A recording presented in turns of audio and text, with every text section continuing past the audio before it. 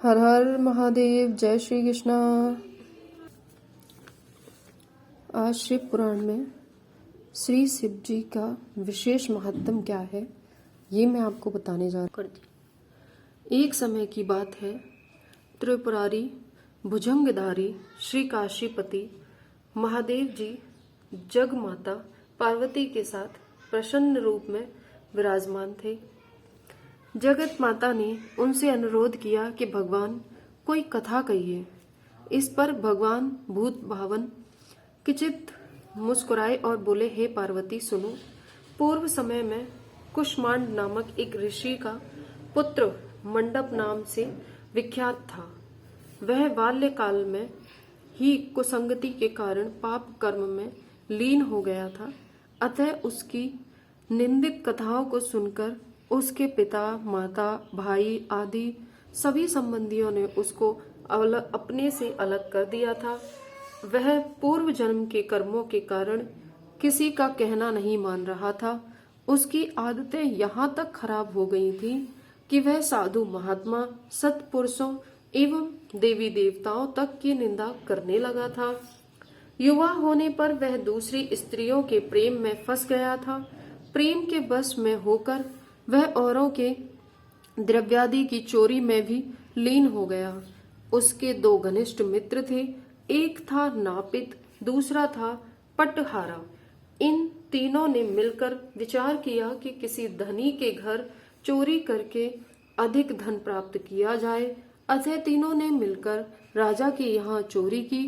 इस चोरी के कारण बहुत सा धन हाथ लगा। सारा धन मंडप के पास था। दोनों मित्रों के मांगने पर भी उसने उन लोगों का हिस्सा नहीं दिया। इस धन को वह एक वैश्या के यहाँ ले गया। वैश्या के यहाँ पर वह प्रेम लीला करने लगा। इस बीच उसको प्यास लगी। पलंग के नीचे रखी गिलास उसने खाली कर दी। स्वाद कुछ दूसरा था। जिसमें क्या था उसने वैश्या से पूछा। जिसमें मदिरा थी। मंडप को इससे बड़ा दुख हुआ। मदिरा पान करके उसने महापाप किया है, यह सोचकर वह बड़ा दुख करने लगा। पर वैश्या बराबर मदिरा का गुणगान करती गई। उसने मंडप को फुसलाकर और मदिरा पिला दी तथा उसका सारा धन लेकर उसको बाहर निकाल दिया। होश में आने पर मंडप बड़ा विलाप करने लगा। पश्चाताप करता हुआ वह अपने मित्रों के पास गया। सारी बात अपनी जो बीती हुई थी उनको सुनाई। उन मित्रों ने कहा, हे मित्र, तुमने मदिरा पान करके बड़ा पाप किया है। अब तुम इसका प्रायश्चित करो। मुझे प्रायश्चित का उपाय कहो। बिना प्रायश्चित के सुरापान का दोष नहीं मिटेगा। अतः उस वैश्या ने सुवर्ण प्राप्त कर लिया।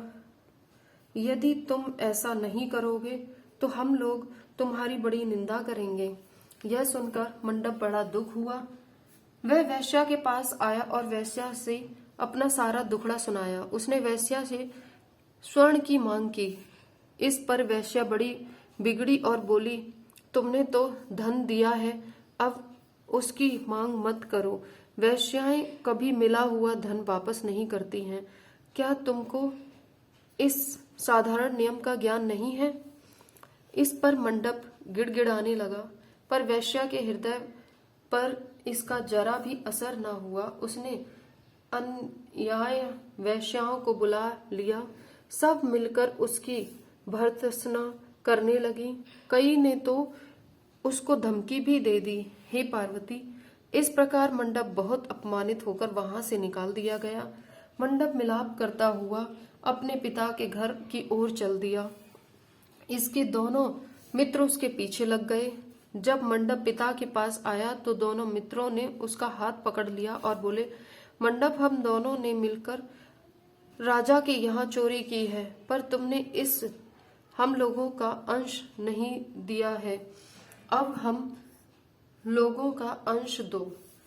इस बात सुनकर कुष्मांड मुनि बहुत दुखी हुए और बोले, इस अधम से तुम लोगों की मैत्री कैसे हो गई? मंडप के मित्रों ने कहा, हे मुनि, इसे भावी ही समझिए। पर न्याय की बात तो यह है कि उसका पुत्र हमारा अंश नहीं दे रहा है। यह सारा धन लेकर एक वैश्या के यहाँ चला गया। उसने सारा धन ले लिया। वह वैश्या वाद विवाद में बड़ी चतुर है। वह धन वापस नहीं करेगी, अतः आप हमारा धन दिलवाइए, अन्यथा हम राज दरबार में गुहार करेंगे। इस पर कुष्मांड मुनि ने अपने पुत्र का हाथ पकड़ लिया। मुनि ने कहा, चलो मैं स्वयं राजा के पास चलता हूँ। न्यायप्रिय और धर्मात्मा राजा के दंड देने से पाप का नाश हो जाता है। पाप का प्रायश्चित न करने पर नरक यातना भोगनी पड़ती है। इस पर मंडप के मित्रों ने कहा, हे मुनि, आप अपने पुत्र को हमारे हवाले कर दें। राज दरबार में आपका जाना ठीक नहीं है। हम लोग इससे निपट लेंगे। इस पर मुनि श्रेष्ठ ने कहा, हे अधम पुत्र, तुम इन लोगों के साथ जाकर राजदंड भोग का प्रायश्चित करो। तुमने जो किया है बहुत बुरा किया है। आज से तुम मेरे पुत्र नहीं हो और मैं भी तुम्हारा कोई नहीं लगता। जब तक तुम प्रायश्चित करके नहीं आओगे मैं तुम्हारा मुख भी नहीं देखूंगा। मंडप के मित्र मंडप को अपने साथ ले गए। दूर तक घने जंगल में ले जाकर पहले तो उसकी खूब भर्त्सना की, फिर बाद में उसको पीटना शुरू किया। बेहद पीटने के कारण मंडप बेहोश होकर गिर पड़ा। उसके मित्रों ने समझा कि वह तो मर गया है, अतः उसको मरा हुआ जानकर उसके मित्रगण उसे वहीं छोड़कर चले गए। कुछ देर बाद मंडप को चेत आया तो वह विलाप करता हुआ एक ओर चल पड़ा। उसके दोनों मित्र एक मंदिर में रात भर भूखे प्यासे टिके रहे और प्रायश्चित करते रहे। प्रातः वे दोनों उसे देखने के लिए गए।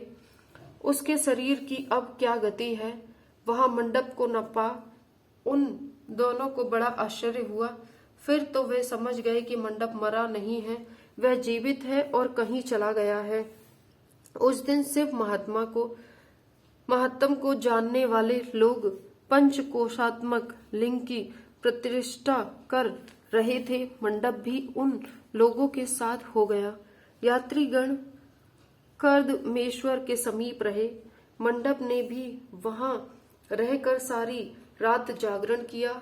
सब यात्रियों ने उसको साधु मान लिया और इस बात को भी वे मान गए कि वह परम सैव्य कुष्मांड का पुत्र मंडप है। मंडप शिव व्रतधारी परम शैव साधु के रूप में मान लिया गया।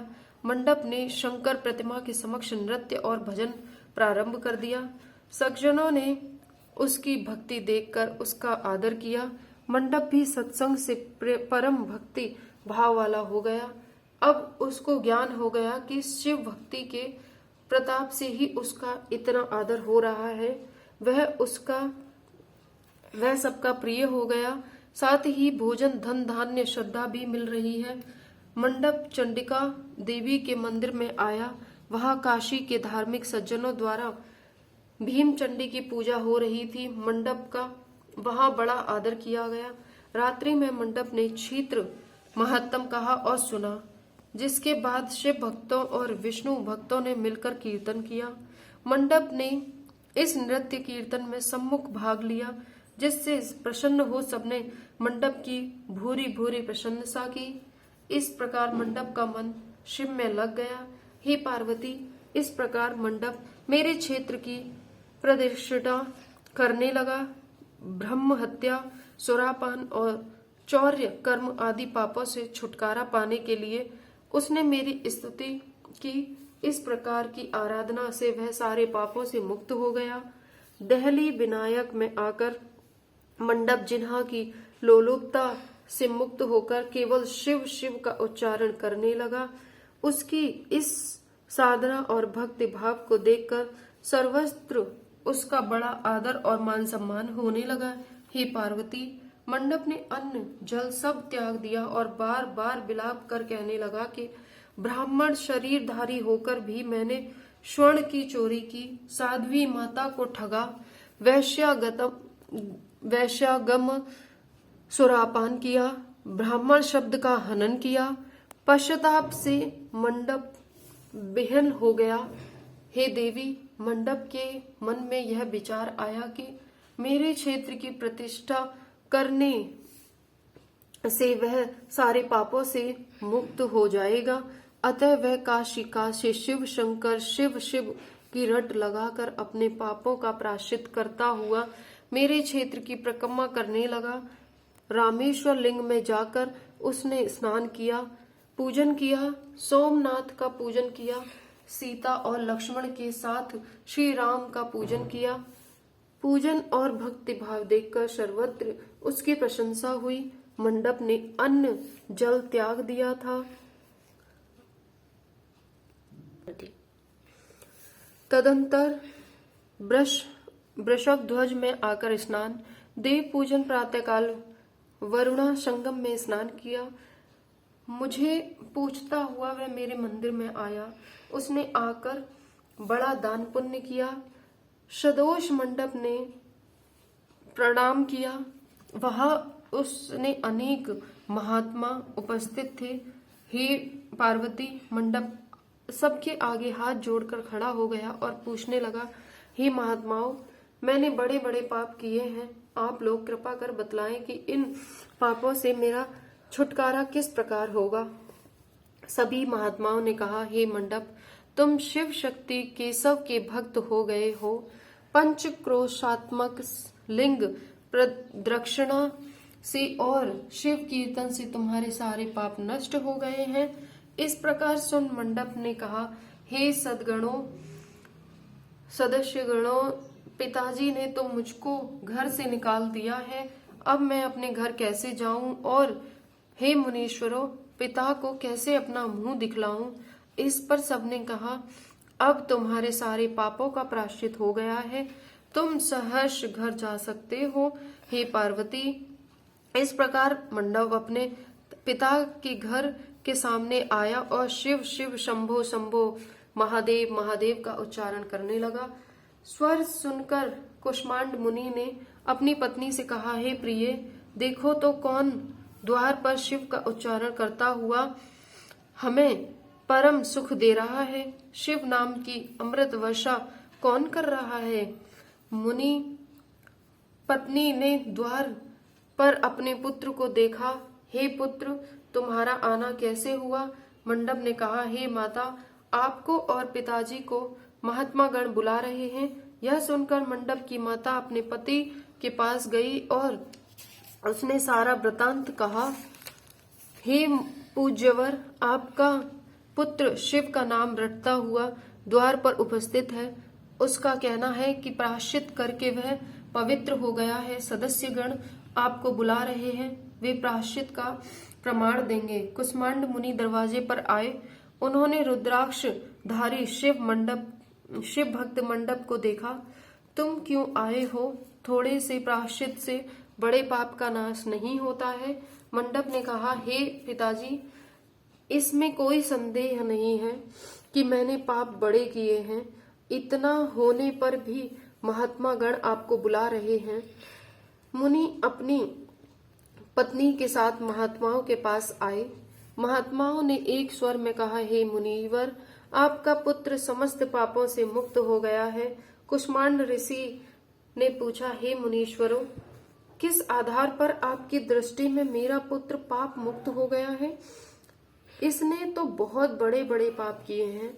महात्माओं ने कहा, हे मुनि, इस मुक्ति मंडप के स्वामी श्री भगवान विष्णु हैं, वही इसका उत्तर देंगे। महात्माओं ने विष्णु भगवान की स्तुति की।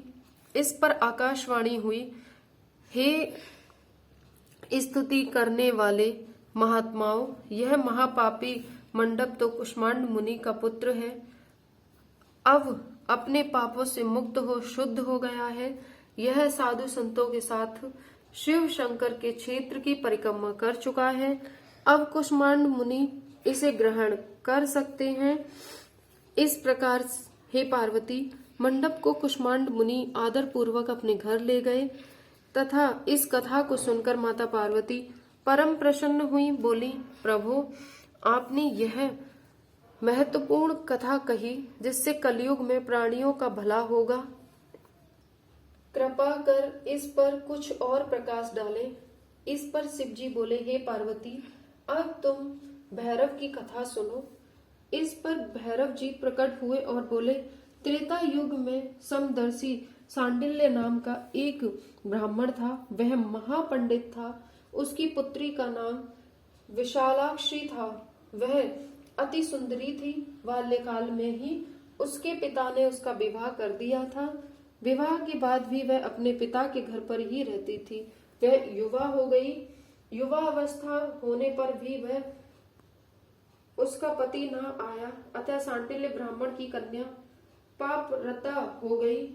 इस कन्या ने काशी में बड़े पाप किए। सुंदरी होने के कारण दूर दूर से युवक उसके पास आने लगे। वह बड़ी पापिनी हो गई।